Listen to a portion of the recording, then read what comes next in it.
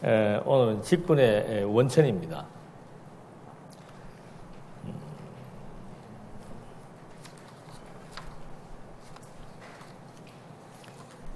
오늘 교환 하나 주세요. 오늘 하나 줘.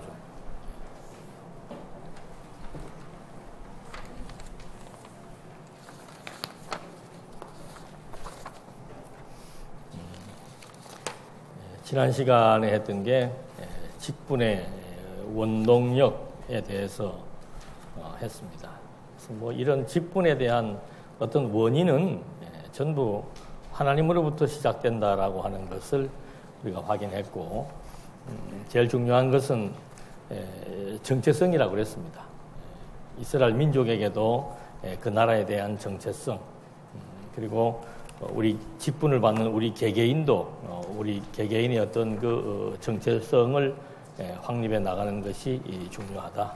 그리고 교회가 왜 중요하며 그 교회의 가치를 아는 만큼 교회의 이상 실현에 동참하게 된다. 그리고 이제 오늘은 그 하나님께서 직분을 주셨는데 그 원천이라 그랬죠. 직분이 아주 원천적으로 무엇으로부터 이렇게 유래하게 되는지를 확인합니다. 그래서 먼저는 내적인 실제, 그러니까 우리 내면 세계에 자리하게 되는 소명과 사명과 자원, 그 다음에 외적인 실제에 있어서 은사와 직분과 봉사, 이렇게 먼저 하고, 그 다음에 이제 교회의 조직과 직분이 실제로서 교회 그 조직과 행정, 그 다음에 직무에 대한 범주, 이런 것들을 하도록 하겠습니다. 이제 우리가 이런 얘기들을 많이 들었죠. 부르심, 소명이다, 부르심이다. 그리고 사명이다. 하나님께서 나에게 어떤 것을 명했다는 겁니다. 그리고 그런 명에 따라서 자원하는 마음을 갖고 한다. 이런 것들이 우리 직분을 받는 사람들의 어떤 내면적인 변화를 의미합니다. 근데 여기에서 소명의 주체, 이렇게 다 알고 있는 얘기 같습니다만은 소명의 주체라고 하는 말을 이제 해서 쉬운 얘기로 하면은 나를 누가 불렀냐는 거죠. 그러니까 여기 앉아 있을 때도 뭐 택배 아저씨가 나를 불렀다 했을 때 내 어떤 그 마음 자세나 뭐 이런 거 하고 갑자기 지금 성남시장이 와가지고 나를 좀 오라 그런다 할 때하고는 다르죠. 사람의 어떤 그 직위나 그 일에 따라서도 다른데 우리는 이걸 예사로 생각합니다. 하나님이 나를 불렀다.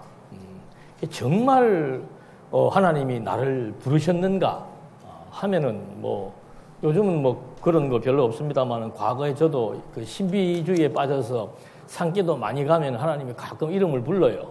예. 그러면 그날은 하루 종일 붕붕 떠 사는 거죠. 예.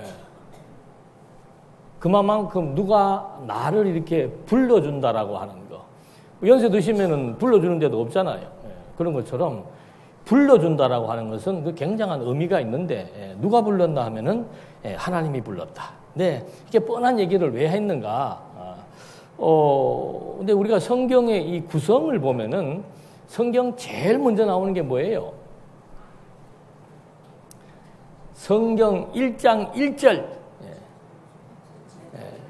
마지막 절 아멘으로 끝나는 거죠. 1장 1절이 뭐예요? 태초에 하나님이 천지를 창조하셨다. 그거 왜 그거 나와 있을 것 같아요? 그게 의미심장한 거예요. 지난번도 한번 그런 말씀 드렸어요. 하나님께서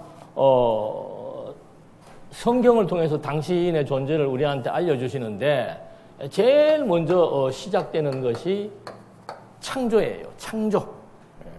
그래서 바울은 이걸 만물이 주에게서 나왔다 이렇게 얘기를 하고 있는데 하나님께서 다른 것부터 지난번에 한 말씀 드렸죠. 다른 일들을 먼저 하실 수도 있는데 창조로부터 시작을 했다. 근데 창조를 할 때 불리어지는 하나님의 이름은 엘로힘. 그래서 전능자 이렇게 불려진다고 그랬습니다. 그러니까 이 하나님 당신이 창조햄으로 말미암아 창조주로 드러내었다라고 하는 것은 일단 그 다음에 어떤 것들을 하나님이 보여주기 이전에 당신의 어떤 그 존재가 얼마만큼 능력이 있느냐, 이걸 확인시켜 주는 거예요.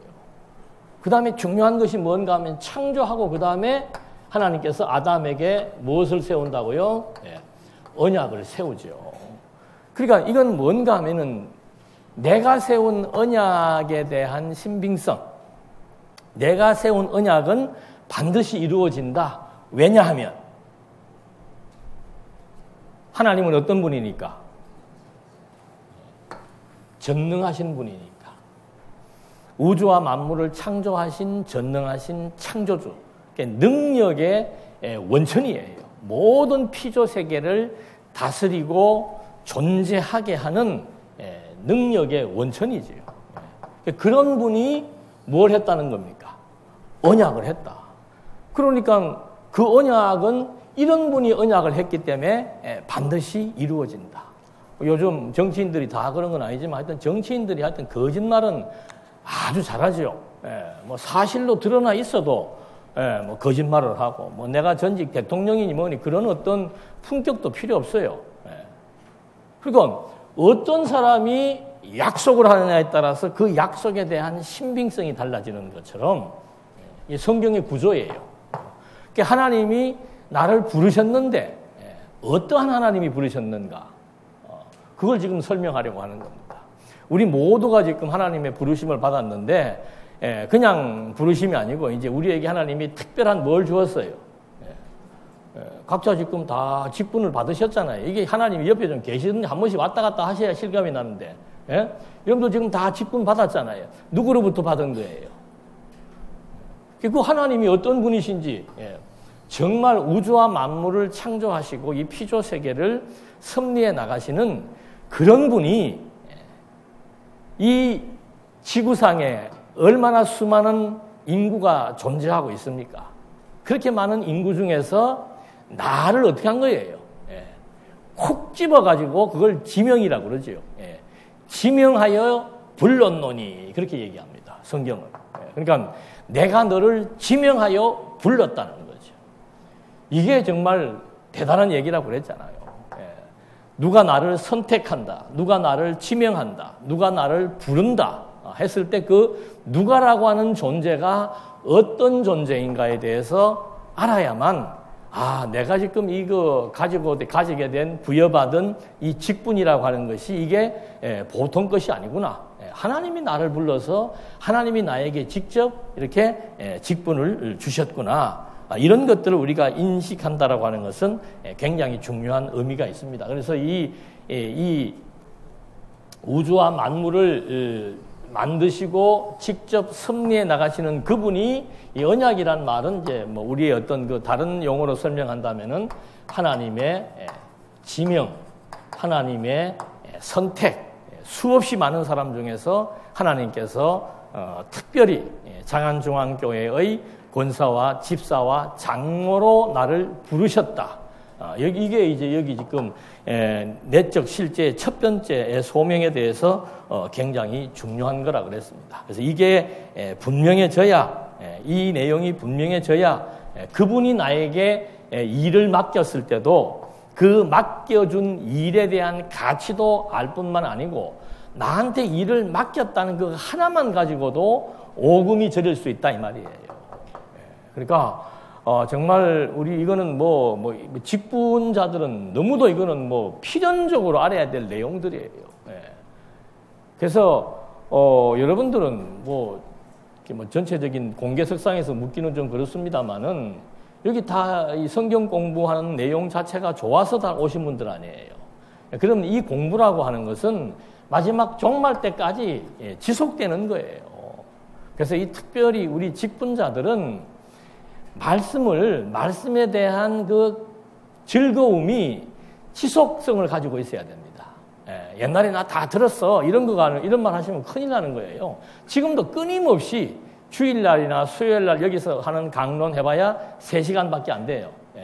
그걸로 버티는 거는 그건 그냥 세례교인 정도라면 봐줄 수 있지만 직분자들이 그걸로 내 신앙을 버텨나간다? 그건 있을 수가 없는 얘기입니다. 이제 그 왜 그런지가 이제 중간중간에 나오는데 첫 번째도 마찬가지예요. 계속해서 우리는 지금 나를 부르신 분이 하나님이라고 하는 사실을 지금 처음 소명에 대한 주체에 대한 설명을 했습니다. 그럼 성경은 계속해서 누구에 대해 소개해주고 있는 거예요? 하나님에 대해서 소개해주고 있다 이 말입니다. 성경을 공부해야만 하나님이 어떤 분이신지가 너무도 명료하고 분명해지고 그런 분이 그렇게 위대하신 분이 나를 불러주셨다는 그것에 감동할 수 있다는 거죠. 그 다음에도 이제 그게 나오겠습니다만은 이 감동이 식어지면은 어떤 일도 재미가 없습니다. 그러니까 요즘은 그게 뭐 심리학적으로 잘 나와서 그런지 몰라도 그 젊은 부부들이 서로 이렇게 콩깍지가 끼는데 그 뇌에 어떤 물질이 나온답니다. 근데 그 물질이 뭐 1년인가 2년 간대요. 그것으로 끝난다 그래요. 그 다음부터는 뭐 정으로 사는 건지 뭐로 사는지는 모르지만 하여튼 그런 것처럼 우리 이 말씀에 대한 감동은 그거하고 다릅니다.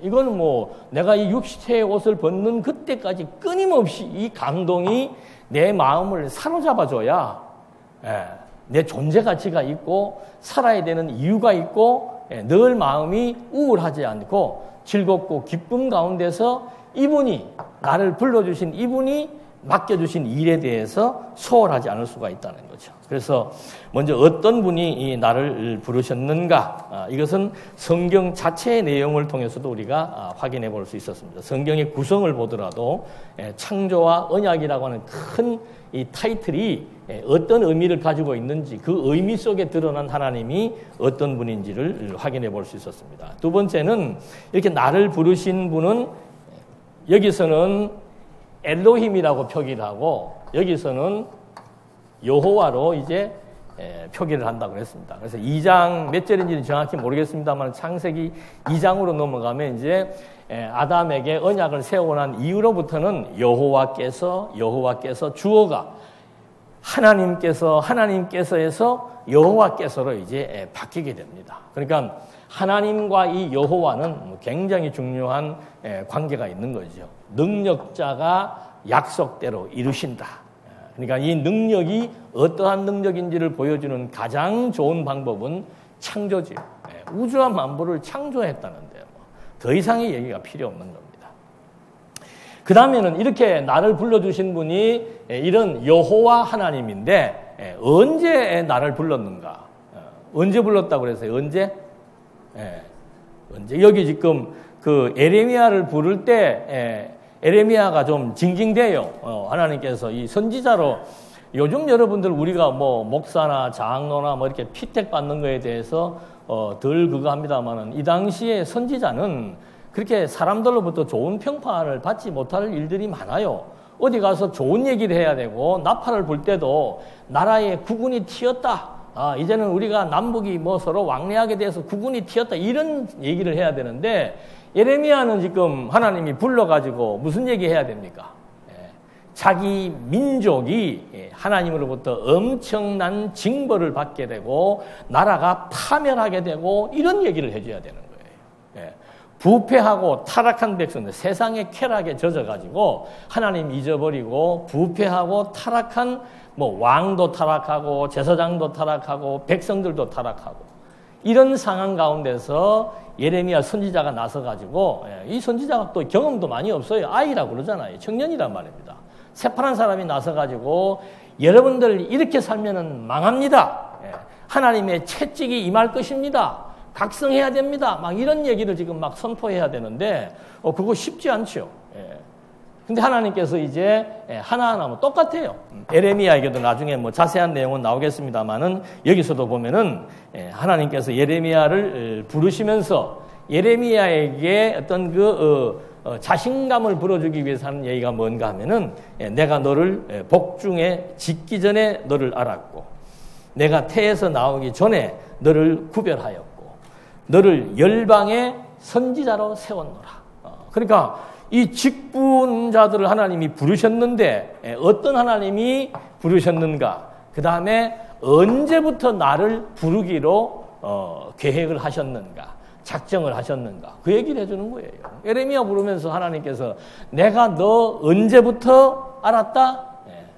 태중에 이미 생기기도 전부터 내가 너를 알고 있었다.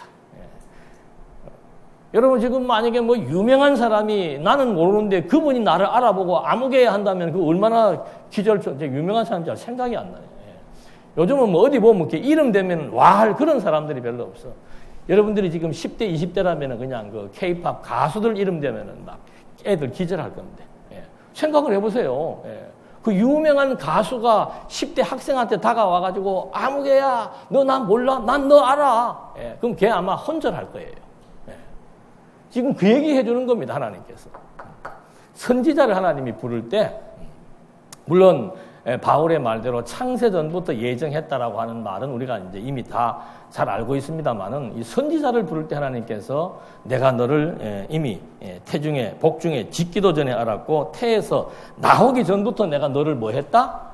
구별했다. 뭐로 구별했다? 선지자로 구별했단 말입니다. 그러니까 여러분들이 권사요, 집사요, 장로가 언제부터 구별된 거예요? 이게 믿어져야 돼, 사실은. 이게 정말 막 믿어지면은 막 오금이 저리죠. 그래서 한 번씩 산교도 가는 것도 괜찮은 것 같아요. 저는 옛날에 그 처음에 이 은혜 받을 때 막 그 삼각산에 올라가 신학교 다니면서 삼각산에 올라가서 일주일에 한 번씩 밤샘 해가지고 기도하고 막 그랬는데 그때 이제 그런 그때도 뭐 기도하면서 뭐 다른 거 달라고 할 건 뭐 있어요? 목회를 하려고 그러면 능력이 필요하다. 그래갖고 능력 달라고 했다가 이 능력 가지고는 안 되겠다. 말씀을 좀 성경 좀 알게 해달라고 그러고 막 그런 기도를 했는데 여러분 지금 이게 이 신의 존재를 우리가 확증한다는 것은 이건 모든 면에 너무너무 중요한 얘기예요. 하나님을 내가 얼마만큼 알고 있고 그 하나님이 어떤 분이신지에 대해서 얼마만큼 알고 있고 얼마만큼 믿고 있느냐에 따라서 내 생각과 태도와 가치가 달라진다 이 말입니다. 하나님께서 이분이 나를 부르셨고 이분이 나를 언제부터 알고 계셨는가? 창세 전부터 나를 알고 있었다. 이런 기가 막힌 일이 어디가 있어요. 근데 뭐 별로 기가 막힌 것 같지 않은데. 그 다음에 이제 소명 이렇게 하나님께서 이렇게 소명에 대한 거 어떠한 하나님 언제 나를 부르셨는지에 대해서 확인을 해보는 겁니다. 그 다음 두 번째는 사명입니다. 사명. 사명이라는 것은 하나님께서 나에게 맡겨주시는 겁니다. 그래서 이 사명의 주체 역시도 이 맡겨주신 어떤 임무 이런 것들이 내가 선택한 게 아니고 하나님께서 나로 하여금 맡겨주는 것이죠. 그래서 여기 지금 에레미야가 또 나오는데 내가 가로되 슬프도소이다. 주여 보소서 나는 아이라 말할 줄을 알지 못하나이다. 여호와께서 내게 이르시되 너는 아이라 하지 말고 내가 너를 누구에게 보내든지 너는 가며 내가 내게 무엇을 명하든지 너는 말할지니라. 그러니까 사명이라고 하는 것은 내가 선택하고 내가 마음대로 하는 것이 아니고 나를 불러주신 그분이 나에게 맡기시는 보내시는 명이 있다 이 말입니다. 그거는 뭔가 하면 야 네가 지금 뭐 간다 안 간다 그럴 어떤 그 권한이 없다는 거죠. 하나님께서 어디로 가라 그러면 가는 거예요. 그리고 어디 가서 무슨 말을 하라 그러면 하는 거예요. 저는 처음 목회 초년 때는 뭐 무조건이에요. 무조건. 뭐 어디 와서 강의하라, 뭐 해라, 일해라, 어디로 제가 첫 그 부임지가 뭐 전도사로 있었던 것은 장안교회 한 1년 있었고 그 다음에 거의 뭐 개척이죠. 해서 충주를 갔는데 무조건 이게 일제 가라 그러면 가는 줄 알았어요. 지금도 마찬가지. 근데 요즘 친구들은 안 그렇더라고. 오라 그러면은 이제 계산을 하는 거예요. 여러 가지 많은 계산들을 하죠. 그렇게 해서 나하고 맞으면은 가고 안 맞으면은 안 가고. 요즘 뭐 신학생들이 차고 넘치잖아요. 저는 그런 신학생들이 목회지 얘기하면은 뭐라고 그러겠어요? 쎄 베렸다니까 목회지가. 맨날 그냥 멀쩡한 이런 데만 와서 하려고 그러니까 없지. 아니 누워서 떡 먹는 거 어렵다면서요. 이런 데만 찾으니까 없지. 요즘 청년들 일자리도 마찬가지예요. 그냥 아주 그냥 좋은 직장만 찾으라 그러니까 없지. 조금만, 근데 그런 일자리 문제하고는 다른 거예요. 물론 그것도 하나님께서 주시는 명이라고 생각하면은 상관하지 않을 수 있어요. 근데 이 직분이라고 하는 것은 이거는 내가 결정하고 내가 판단하고 내가 계산해서 하는 게 아니에요. 바울은 죽는 줄 알면서도 예루살렘으로 갔고, 예루살렘에서 그냥 말 몇 마디만 이쁘게 하면은 바로 무죄로 풀려날 줄 알면서도 명받은 말을 끝까지 기탄 없이 뱉어버리는 거. 그래서 결국은 바울이 포승줄에 묶여가지고 로마에까지 가잖아요. 그래서 이 명을 받는다는 것은 우리가 선택한 것이 아니고, 여기 부름도 내가 하나님께 찾아간 게 아니고 하나님이 날 찾아오셔서 나에게 명을 주시는 겁니다. 특명을 주시는 거예요. 네가 받은 특명은 적진에 들어가서 수류탄을 하나 설치해 놓고 오는 거다. 얼마나 위험한 일이에요. 그래서 이 명 받는다라고 하는 이것은 굉장한 의미가 있습니다. 하나님께서 맡겨주신 일이다. 그래서 여러분, 하나님이 나를 부르셨다. 언제? 창세 전부터 내 이름을 기억을 하고 나를 불러주셨다. 그리고 내가 받은 이 직분은 하나님이 나에게 명하신 것이다. 누가 하라고 그래서 하는 것도 아니고, 뭐 이래서 하는 거 저래서 하는 거 다 필요 없습니다. 하나님으로부터 내가 명받았다라고 하는 그런 그 자긍심. 그게 없이는 봉사의 직인데 이 직분을 감당하기가 쉽지가 않아요. 어떤 직분이든지 마찬가지입니다. 그래서 제일 중요한 것이 이 사명의식인데, 이 사명감에 대한 사명의식이 고취되기 위해서는 사명의 성질이 있습니다. 하나님의 부르심의 성질은 절대적인 뭐예요? 은혜예요. 이 은혜를 깨닫게 되어야 감동이 넘치게 되지요. 그러면 은혜를 아주 더 많이 깨달으려면은 어떤 사람을 불러야 되겠어요? 아쉬운 거 없는 사람 불러봤던들 전혀 뭐 감동 없습니다. 그래서 하나님께서 고린도 교회에다 그러잖아요. 너희의 부르심을 보라.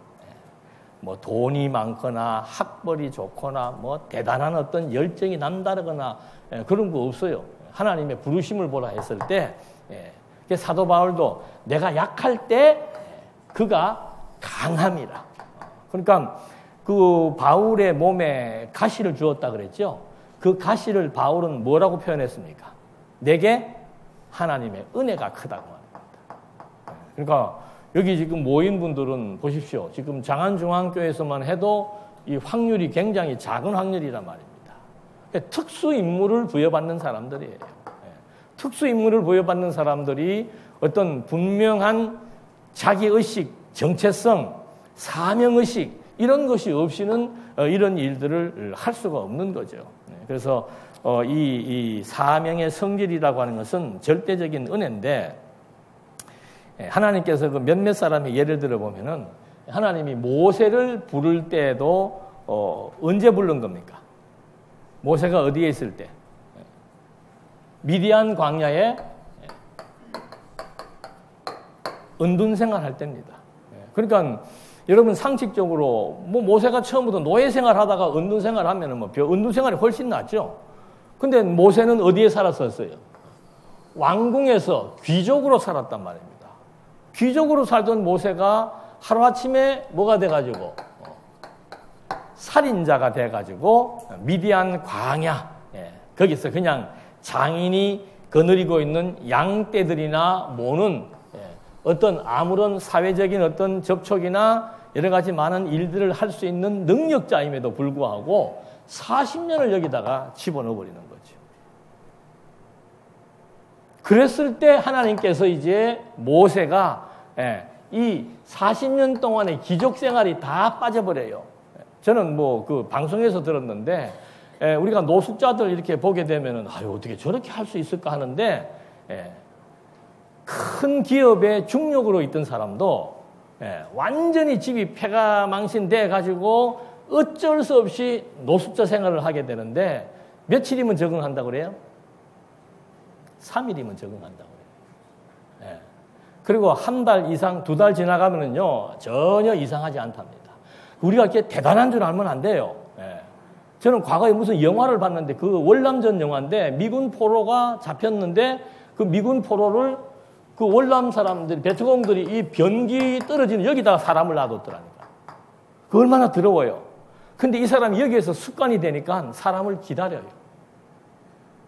예. 변을 맞더라도 이 사람 보는 게 그리운 거예요. 사람을 기다려요. 그러니까 여러분, 우리가 무슨 뭐 아무리 대단한 것처럼 해도 어디 가둬놓거나 뭐 어떻게 해서 고문을 하거나 하면은 거기서 살아남기 힘들어요. 네. 베드로도 마찬가지입니다. 은둔 생활 지금 몇 년 한 거예요? 40년이면은 과거는 깨끗하게 잊어버린 겁니다. 완전히 무능력자가 돼버리고, 예. 뭐 완전히 그냥 우울증에 물론 뭐 젖었을 것이고, 미래에 대한 소망이 무슨 소망이 있습니까? 예. 소망도 없이 그냥 처가살이 하면서 목동 생활만 하던 그런 모세에게 누가 찾아왔어요? 하나님. 가시나무 떨기 가운데서 모세야 모세야 하고 이름을 부르잖아요. 여러분도 오늘 저녁이라도 한번 밤에라도 한번 밤만 잠 안 자고 열심히 기도해 보세요. 그러면 또 아무개야 아무개야. 사실은 그 음성을 말씀을 통해서 늘 들어야 돼요. 하나님이 나를 부르시는 그 음성, 그게 말씀을 통해서 들리는 거예요. 자각하게 되고, 위축됐다가도 다시 힘을 얻을 수 있고, 좌절했다가도 용기를 낼 수 있는 게 뭔가? 하나님이 내 이름을 불러줄 때라 그 말이죠. 모세 80에 모세야 모세야 부르니까 모세 거기서 뭐 자기 뭐 여러 가지 변명은 되었지만 속으로는 얼마나 그게 감개무량한 일이겠어요. 그래서 하나님께서 모세가 왕궁에 있을 때 찾아오지 않고 완전히 폐인 비슷한 그런 생활을 하고 있을 때 모세에게 찾아와서 모세의 이름을 부르시면서 엄청난 일을 맡기는 거죠. 이제 여기에서 우리가 가장 그 당시에 막강했던 애굽이라고 하는 나라, 그 나라에 도전을 시킵니다. 이게 하나님에 대한 확신이 없으면 그거 할 수 있겠어요? 하면은 나도 죽고 내 국민도 죽는데. 그 엄청난 일을 지금 모세에게 명하시는 하나님. 그러니까 명할 때도 그냥 뭐 아무개야 이거 해라 그러지 않습니다. 성경은. 모세도 벌써 그것이 얼마나 엄청난 일인 줄 알잖아요. 애굽의 모세는 살았었잖아요. 왕궁에서 살았잖아요. 그 권세가 어떤 권세인데 그 권세에 도전을 하라고. 요즘에 그 한국에도 지금 뭐 미투라 그래요. 그 미투의 핵심은 뭔가 하면 갑을관계예요. 갑을관계. 그게 물론 지금은 여성의 문제만 나오지만 모든 직장이나 사회 구조가 그렇게 되면 안 된다는 거죠. 갑이 자기가 가지고 있는 그 권력과 권세를 가지고 상대방을 어떻게 할 수도 없도록 짓누르면서 살아가는 행태. 그게 지금 똑같은 거예요. 애굽의 권세라고 하는 것은 이거는 말 한마디 잘못하면은 뭐 요즘으로 말하면 핵폭탄 그냥 날라와서 다 죽이는 거예요. 거기에 도전하게 하시려고 하나님께서 당신 소개로부터 하잖아요. 내가 누구다. 내가 누구다. 나는 스스로 있는 자다. 나는 내 조상들, 내 열조들이 나를 믿어왔던 열조의 하나님 여호와다. 나는 스스로 있는 자다. 모세에게 확신과 용기를 주신다는 거죠. 그런 것들이 모세로 하여금 이제 담력을 얻고 애굽의 권세에 도전하게 하시는 거. 베드로도 마찬가지입니다. 이 요한복음에 보면은요, 뭐 다른 성경에 이렇게 예수님이 이렇게 직접 지명하면서 너는 죽는다 하는 말은 베드로밖에 없어요. 그때 베드로가 그럴 수는 없습니다라고 하는 얘기가 없습니다. 그러니까 베드로에게 예수님께서 너는 이제 나 때문에 죽는다는 얘기를 해도 흔들리질 않아요. 왜 그랬을까요? 베드로의 과거. 우리는 과거를 잊어버리면 안 됩니다. 베드로의 과거가 어떤 과거가 있었어요? 배신자. 이것도 참 이거.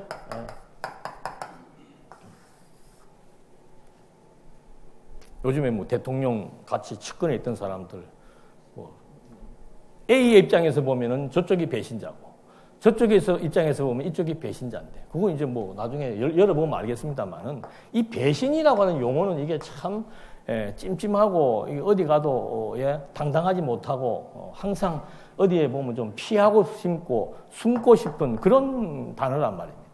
근데 베드로는 몇 번씩이나 했어요. 치명적이에요.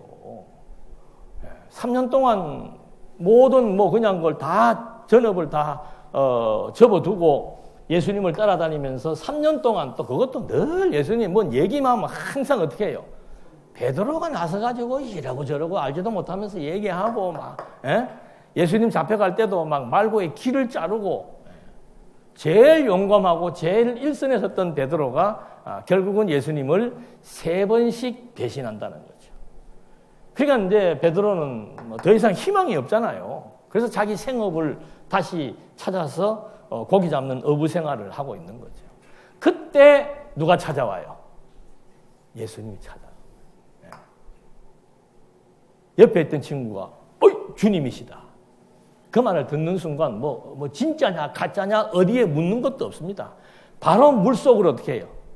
뛰어들어서 자기를 찾아오셔서 비록 고기는 잡지만 그 인생이 얼마나 허전하고 허무하고 자기 자신을 돌아보면은 참 답답하고 여러 가지 복잡한 심정이 있겠죠. 그리고 하루하루 살고 있는 베드로를 예수님이 찾아오셔가지고 베드로야라고 불러주실 때 그건 베드로에게 희망이죠. 잊을 수 없는 충격적인 사건이죠. 그래서 예수님께서 특별히 베드로에게는 또 베드로의 아픈 가슴을 확인하기 위해서 몇 번, 3번 뭘 물어요? 네가 나 사랑하느냐? 반어법으로 얘기하면 뭐예요? 너 나 또 배신할 거냐? 유사한 얘기죠. 그 아픈 마음 3번 하니까 나중에 베드로가 잘 아시잖아요. 알기는 뭘 알아. 그러고 나니까 베드로에게 뭘 맡깁니까? 무슨 명을 맡깁니까?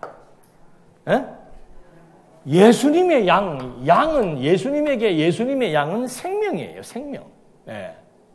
당신이 죽음의 대가로 얻어낸 자기 백성들, 자기 생명이에요. 그걸 양들이라고 표현한 거예요.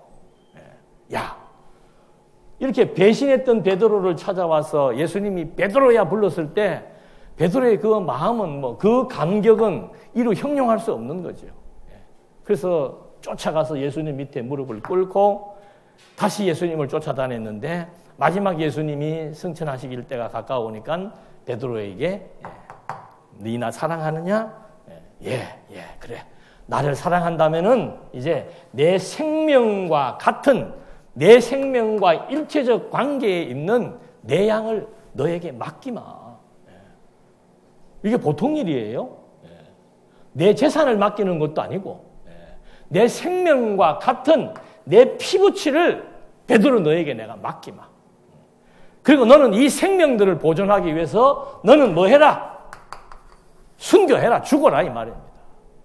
이런 무시무시한 사명을 베드로에게 내립니다. 모세에게도 마찬가지죠. 이게 얼마나 힘들고 어려운 일이에요. 잘못하면 자기 민족을 다 죽일 수도 있는 무모한 도전일 수도 있는 애굽의 권세의 도전을 하나님으로부터 명받는 모세.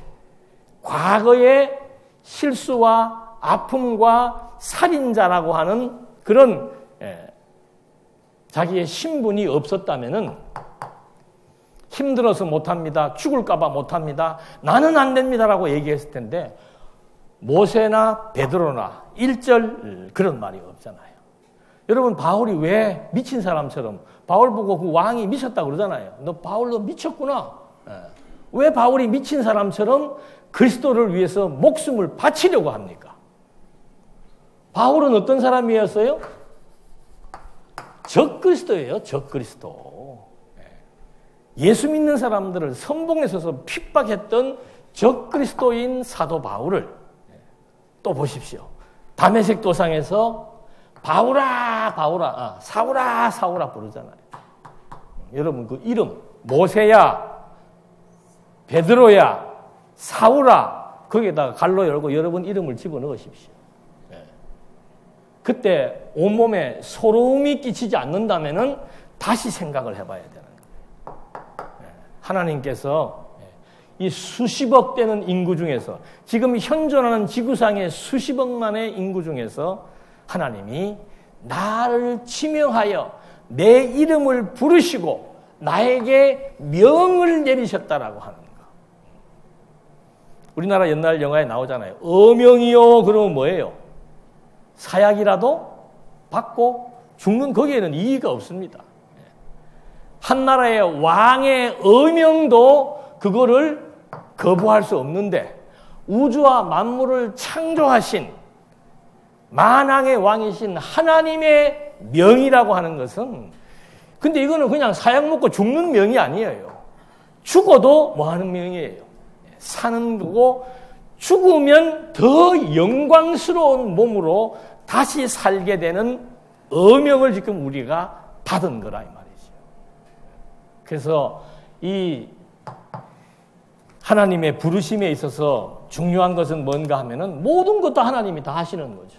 근데 하나님께서 어떤 자들을 부르셨는지를 정확히 우리가 인지하게 될 때 정말 하나님 앞에 감사할 수 있고 감동할 수 있는 거죠. 그러니까 예수님의 제자들은 다 어떤 사람들이에요? 가난한 사람들 아니면은 사회로부터 지탄받는 뭐 세리, 마태 그렇게 변변한 사람들이 많이 없어요. 그러니까 예수님을 책잡으려고 하는 바리새인들이 뭐라고 얘기합니까? 당신은 어떻게 맨날 주변에 데리고 다니는 사람들이 어떤 사람들이에요? 실제로 그 사회의 죄인들, 병든 자들, 가난한 사람들이 왜 많냐 이 말이죠. 그래서 예수님이 왜 그런 방식으로 당신의 주변 사람들을 데리고 다녔는가? 결국은 그 사람들을 통해서 복음을 전파시킬 사역자로 삼으시잖아요. 그 사람들이 바로 그런 위치에 있을 때 하나님께서 찾아가셔. 예수님도 마찬가지 아닙니까? 하나님이 세상을 이처럼 사랑해서 독생자를 보냈는데 그 독생자가 지금 어디로 온 겁니까? 이 세상 안으로 찾아와서 저를 부르시고 여러분들을 지금 불러낸 거란 말입니다. 어디로부터? 이 죄악 많은 세상으로부터 우리를 불러낸 거예요. 불러낸 것에도 감사한데 또 특별히 우리에게 뭘 맡기신 거예요? 명을 맡기셨다는 거죠. 그래서 이 사명의 성질을 우리가 정확히 이해를 해야만 그 사명을 감당할 수 있습니다. 그건 바로 하나님의 은혜에 대한 감동이지요. 그렇게 될 때 이제 그 다음에 이런 과정을 거쳐서 자 하나님이 부르심 언제 창세 전부터 나의 이름을 기억하시고 부르셨다. 그 다음에는 뭐예요? 하나님께서 뭘 맡기신다? 명을 맡기신다. 사명이라고 그랬습니다. 명을 맡기시는데 그건 어떤 면에서는 임무가 될 수 있는 겁니다. 그 성경에도 보면은 그 가나안 땅을 정탐할 때도 누구를 보내요? 정탐꾼을 보내잖아요. 그게 여호수아가 명하는 거예요. 너희 두 사람은 지금 가서 적진에 들어가서 그 지역에 대한 모든 상황들을 정탐해라. 정탐은 두 가지예요. 첫째는 신임하는 사람들에게 정탐을 맡깁니다. 아무나 안 맡깁니다. 가서 변신해버리면 어떡할 거예요? 변심해버리면. 그러니까 확실히 믿을 만한 사람들, 이북에서 남쪽에 그 막 간첩들 보낼 때 철저하게 교육하는 이유가 뭔가? 변심시키지 않으려고 그러는 거예요. 그러니까 정탐꾼을 보낸다라고 하는 것은 확실히 믿을 만한 사람들을 보내는 것이고, 정탐하는 사람의 입장에서는 뭐예요? 잘못하면은 그냥 잡히면은 그냥 죽어요. 그러니까 그 북한의 간첩들 보면 단추에다가 우리 남쪽에서 이북 넘어가는 사람들도 그래요. 제가 군대에 있을 때 그 통합병원에 좀 입원을 해 있었는데 그때 누가 같이 있었나 하면은 이북을 넘어가는 군인이 4명이 같이 있었어요. 그걸 그 당시에는 HID인가 하여튼 이북 넘어가는 특수공작 폭파 요원들 4명이 있었는데 그 사람들은 머리도 저만큼 더 기르고 명찰도 안 달고 다녀요. 우리 다 명찰 달고, 군인들 명찰 다 달잖아요. 명찰도 안 달고 다니고. 그 사람들이 가까이 있어서 한번 이북 넘어가는 얘기를 들었더니 훈련이 너무너무 힘들고 고되고, 그 다음에 항상 단추 이런 데다 캡을 장치해가지고 잡히면은 그냥 먹고 죽는데요. 왜? 잡혀서 안 죽으면은 고문을 당해낼 수가 없죠. 그러면 자기가 가지고 있는 정보를 다 풀어야 되는 거예요. 그래서 이 명을 받는 사람들은 하나님께서 반드시 신뢰할 만한 사람들, 그리고 죽음에 대해서 두려워하지 않는 사람들. 그러니까 하나님께서 여호수아에게 가나안 땅을 정복하라고 명했을 때도 너는 강하고 담대하라 소리를 3번씩이나 합니다. 강하고 담대하라, 강하고 담대하라. 어떤 상황과 여건 속에서도 강하고 담대하라. 왜요? 그냥 강하고 담대하라는 게 누가 함께 하니까? 이 하나님이 모세와 함께 했던 것처럼 너하고 함께 할 것이다. 거기에 힘을 받고 여호수아가 이제 진짜 전선으로 나서게 되는 내용들.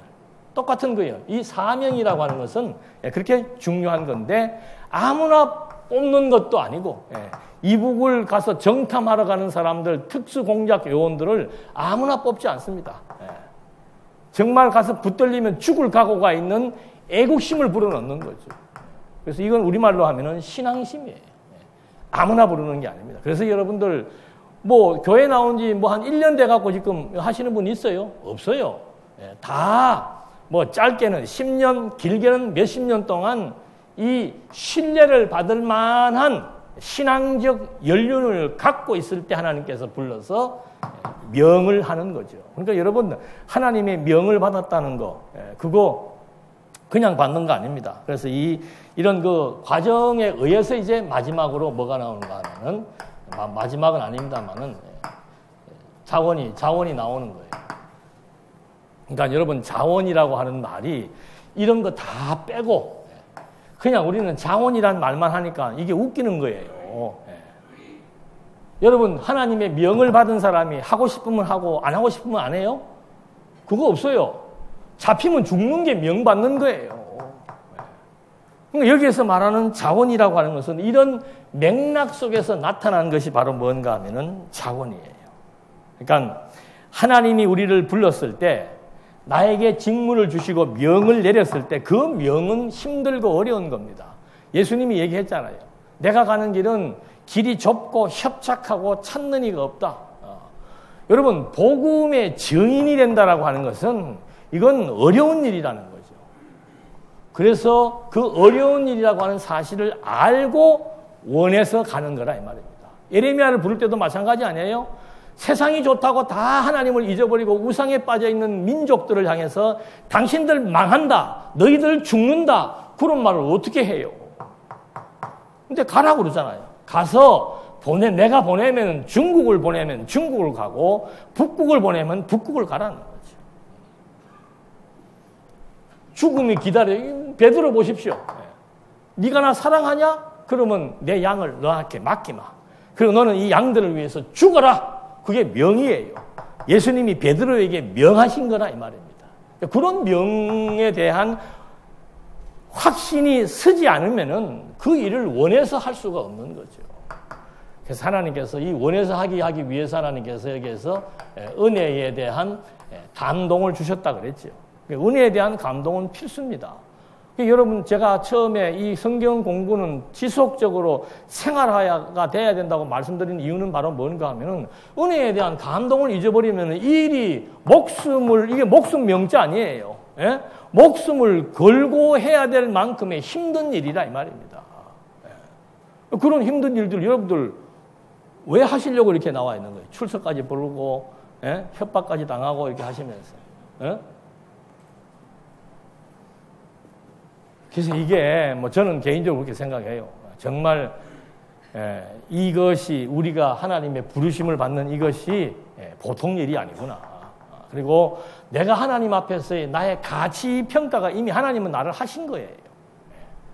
그런 가운데서 하나님이 나의 이름을 불러서 명을 맡기신다라고 하는 그 과정이 분명하게 인지가 되어야 그 다음에 그 일을 위해서 이 자원은 하나님께서 원하시는 자원이에요. 쉽게 얘기하면은 내가 내 의지, 내 마음대로 한다 안 한다를 얘기하는 자원이 아니에요.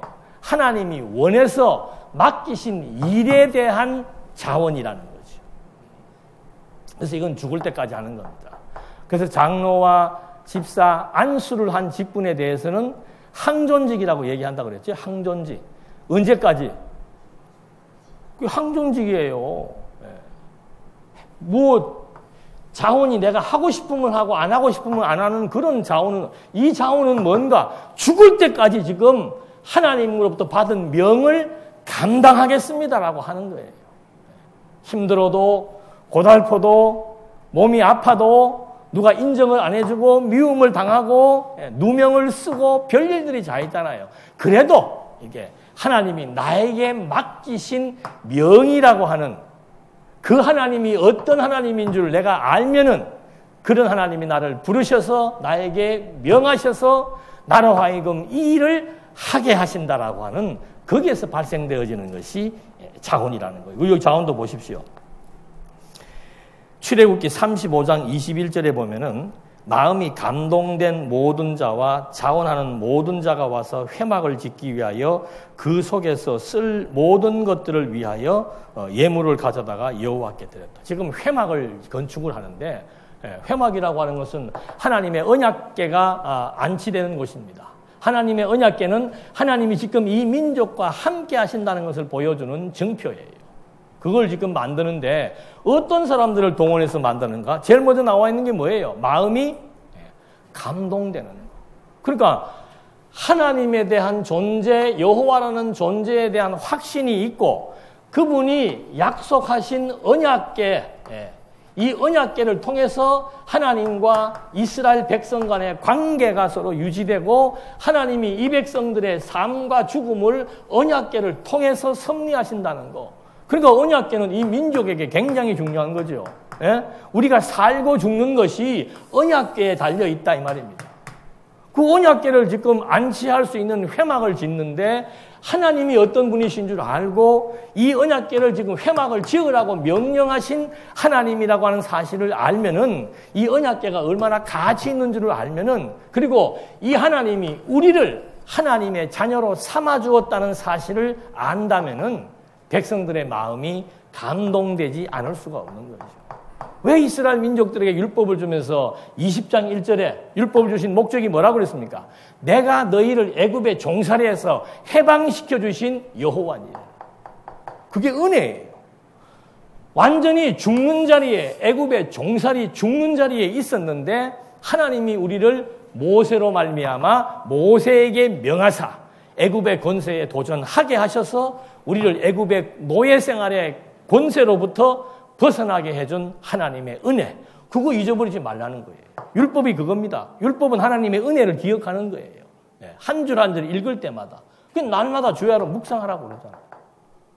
그런 관계 형성이 되어야만 백성들의 마음이 감동해서 자원하는 마음이 생긴다 이 말입니다. 자원이란 말 함부로 쓰면 안 돼요. 해도 되고 안 해도 되는 게 자원이 아니고 죽을 때까지 하나님의 이런 명을 받은 사람들에게 하나님께서 자원하는 마음을 주는데 항상 무엇을 통해서? 감동을 통해서 주시는 거죠. 그래서 이 요즘의 감동은 하나님의 말씀으로 주어지는데 그리고 시편에도 보십시오. 구원의 즐거움을 내게 회복시켜 주시고 내가 하나님으로부터 구원을 받았는데 그 구원은 받았다는 것이 이제는 시간이 지나가니까 별로 감동이 없는 거예요. 뭐 나만 구원받나? 나만 예수 믿나? 그냥 뭐 선택이라고 해도 뭐 별 의미가 없고 이름을 불러줬다 그래도 뭐 그렇구나 하고 당신을 죄와 사망으로부터 의와 생명을 얻게 해줬다 그래도 그냥 우리는 또 아멘도 안 해. 그 뭐 여기서 선포되는 말씀에 대해서 동의를 안 한다는 뜻이잖아. 그렇죠? 아멘도 안 하고 기도를 해도 또 뭐 해요? 나 이상해요. 왜 그러는지 모르겠어. 한번 누가 논문을 하나 써보십시오. 왜 그러는지. 아니 하나님 앞에서 기도를 하는데도 아멘을 잘 안 하고 말씀이 선포되어서 하나님의 존재가 확증되어져도 아멘을 안 하고 가만히 보고 있는 신앙이 좋은 신앙이다. 예수님은 베드로에게 죽으라고 말합니다. 죽으라고. 그래서 이 자원이라고 하는 말은 뭔가 하면은 그 감동인데 감동은 즐거움이에요. 나중에 이제 봉사에 대해서도 그게 나오겠습니다만은 이런 거에 의해서 세 가지가 내적인 실제로 구성된 것을 확인했고, 그 다음에 이제 밖으로 드러나는 겁니다. 밖으로 드러나는 것이 뭔가? 내면적인 것은 소명, 부르심이지요. 소명, 사명, 그 다음 뭐예요? 예? 예, 자원. 이게 내적이고, 이제 외적으로 드러나는 것은 은사, 직분, 봉사예요. 그 은사라고 하는 것은 재능입니다. 재능. 하나님. 근데 이 재능인데 이 재능을 누가 주는 거예요? 하나님이 주는 거예요. 그러니까 여러분들 각자에게 다 재능이 누구에게든지 뭐 군뱅이에도 굴르는 재주가 있다 그러잖아요. 예. 그럼 우리는 군뱅이보다 귀한 사람인데 왜 재능이 없습니까? 그 재능을 못 찾아서 그런 거죠. 요즘 교육은 애들을 어릴 때부터 빨리 이 친구가 어떤 재능이 있는지를 빨리 찾아주는 것이 부모의 역할이에요. 근데 교회도 마찬가지죠. 이런 직분을 받기까지 먼저 알아야 되는 것이 뭔가 하면은 하나님으로부터 주어진 은사, 재능이 무언가. 그러니까 이런 그 재능을 갈고 닦게 해서 그 다음에 직분을 맡기는 겁니다. 여러분 그 여호수아에 대해서 이제 한번 요즘 제가 우리 교회에서 여호수아를 지금 강론을 들어가가지고 여호수아를 좀 이렇게 살펴보니까 여호수아는 모세하고 또 다른 사람이에요. 여호수아가 애굽의 노예 생활을 몇 년을 했는가 하면은 55년을 해요. 그러니까 여호수아는 노예 생활을 했고 모세는 왕궁에서 귀족 생활을 한 거예요. 모세는 노예 생활을 55년 동안 하고 이제 출애굽을 하고 하면서 모세에게 발탁이 됩니다. 여호수아가. 그래갖고 광야로 나오는 거예요. 광야가 몇 년이에요? 40년이죠. 광야에서 나와가지고 여호수아가 모세로부터 이제 이미 모세로부터 신이 모세로부터 여호수아가 누군지는 모세는 알고 있어요. 눈의 아들. 나는 그게 지금 사실인지는 몰라도 얼마 전에 그 모세에 관련된 영화가 있어갖고 잠깐 봤는데 그 눈이라고 하는 여호수아의 아버지가 모세를 찾아가가지고 너 유대인인 줄 모르냐고 하면서 모세로 하여금 네가 유대인이라고 하는 사실을 일깨워주는 그런 내용을 잠깐 본 기억이 나는데 어쨌든 간에 하여튼 여호수아는 애굽에서 노예 생활을 했고 모세는 귀족 생활을 한 사람이에요.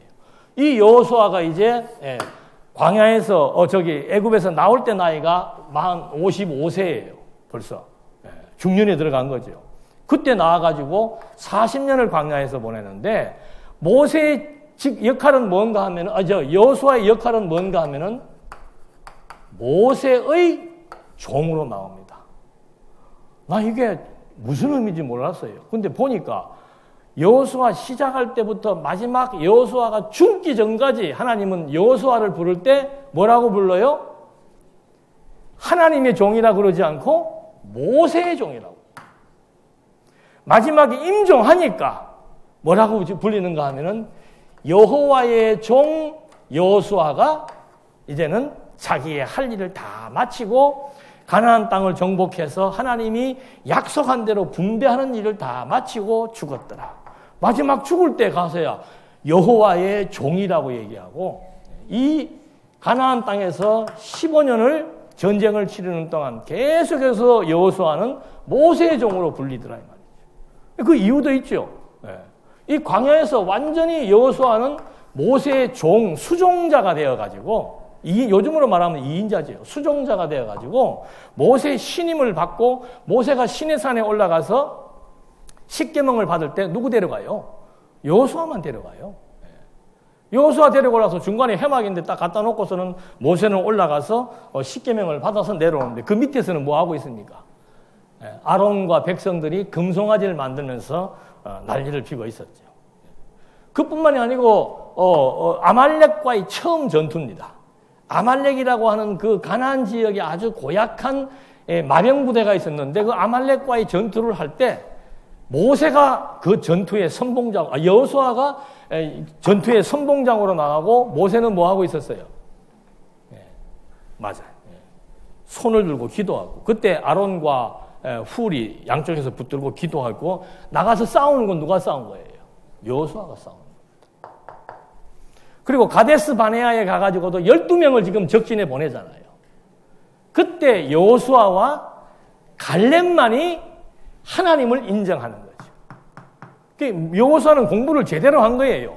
이 출애굽했다라는 노예 생활에서 벗어난 이것이 열조와의 언약 따라 여호와의 때를 따라 하나님의 능력으로 된 일이라고 하는 사실에 대한 확신을 지금 여호수아는 갖고 있는 거죠. 그러니까 가나안 땅을 바라보았을 때 아무리 그 땅의 원주민들이 막강해도 이 땅은 여호와의 능력으로, 창조 아니에요, 창조. 예? 창조주 여호와의 능력으로는 어떤 대적도 필요 없다는 거예요. 그래서 여호수아가 와서 갈렙하고 둘이서만 긍정적인 보고를 해가지고 결국은 이때 넘어갔던 20세 이상 된 사람들 다 모세까지 다 죽잖아요. 누구만 남고 여호수아하고 갈렙 두 사람만 애굽에서 출애굽할 때 20세 이상 된 사람들 가운데 모세가 출애굽할 때 여호수아가 55세라고 그러잖아요. 그렇게 여호수아로 하여금 이제 많은 과정을 거치게 하고 훈련을 거치게 하는 거죠. 그렇게 해서 마지막에 모세가 죽을 때 이제 하나님께서 그 전에 이미 하나님은 모세에게 여호수아를 네 후계자로 지명해 놨습니다. 미리 지명해 놓고 이제 모세가 죽을 때가 되니까 하나님께서 온 백성들 앞에 불러놓고 여호수아 네가 이제는 가나안 땅을 정복하는 명을 받아라. 장엄한 거죠.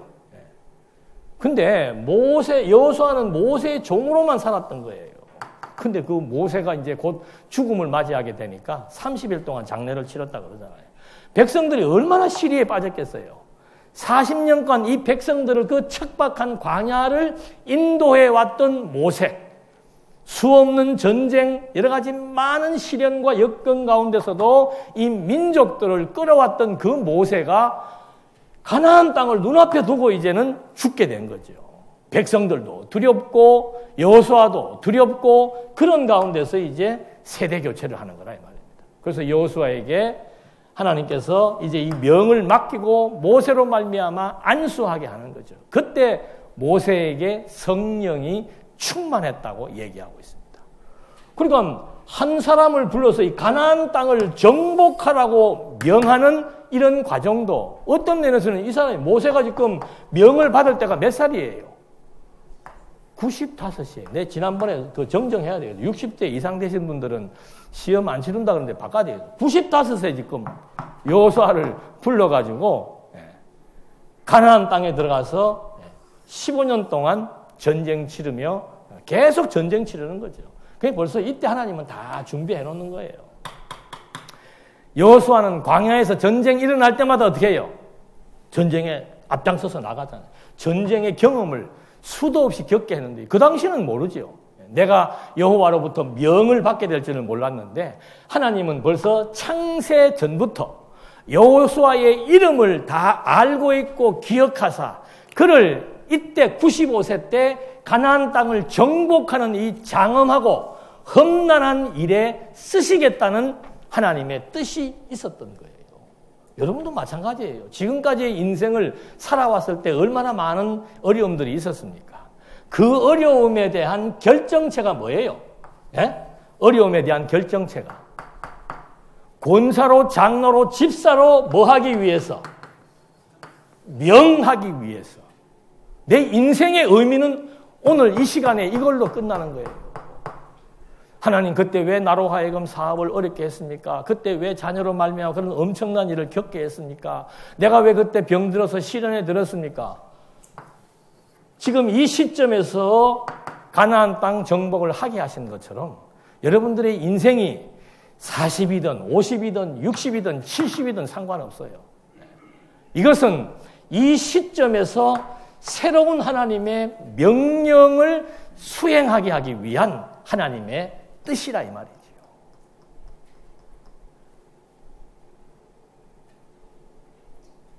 이게 참 놀라운 일이에요. 어쩌자고 하나님. 우리는 생각지도 안 했는데. 저도 그래요. 나는 내가 신학교를 가기 전까지 나는 목사를 할 거라는 것은 꿈에도 정말 요만큼도 생각해 본 적이 없어요. 지금도 내 고등학교 동기들이 학교 때 동기들 만나면 깜짝깜짝 서로들 놀래죠. 요만큼도 생각해 본 적이 없어요. 근데 나의 삶의 결정체가 하나님의 부르심이었고 하나님이 나를 불러서 맡기신 명하신 일이었다라고 하는 거. 여러분도 똑같은 이치예요. 왜 그동안 나 이렇게 살아왔는가? 오늘의 이 일을 위해서였다. 에스더 뭐라고 그랬습니까? 네가 왕비가 된 것은 오늘의 이 일을 위함이다. 네가 나서지 않더라도 하나님이 이 백성 구할 것인데 너는 죽는다 이 말이죠. 그래, 죽으면 죽으리라. 이 사명감, 죽으면 죽는 거예요. 하나님이 힘들게 하시면 힘든 것을 겪는 거예요. 이것이 그러니까 예수님이 나를 따르려거든 뭐부터 해라? 자기를 뭐 해라? 부정해라 이 말입니다. 내 소욕, 내 생각, 내 욕심, 내 뜻, 내 탐욕을 추구하지 말고 자기를 포기하고 뭐를 져라? 십자가 져라 이 말입니다. 마음의 준비가 되셨죠? 예. 힘들고 어려운 일이에요. 예. 열심히 땀 흘리면서 밥 하면은 밥이 맛있니? 없니? 예? 진이 꼬돌하니? 오늘은 반찬이 왜 이렇게 작으니? 뭐 그런 말 들으면 화나죠. 열심히 뭐. 가끔들 저는 그런 소리 많이 들어요. 뭐 누구는 예? 그런 생각 갖고 하시면 안 되는 거죠. 하나님 앞에서 하는 거예요. 무슨 소리를 하면은 아이고 집에 애기들도 그러잖아요. 남편도 그런 사람들 많잖아요. 반찬이 뭐 맛있니 맛없니 뭐. 저는 그런 소리 하면 밥 주지 마라 그래요. 뭘 맛있고 맛없고 주는 것만 해도 감사하게 생각을 해야지. 그래서 이런 그 사명의식과 사명감이 없으면은 정말로 감당하기 힘든 것이 은사라고 하는 거. 그래서 그 은사는 하나님께서 저렇게 면밀한 과정들을 거치게 해서 은사를 주신다는 거. 잠깐 쉬었다 하시겠습니다.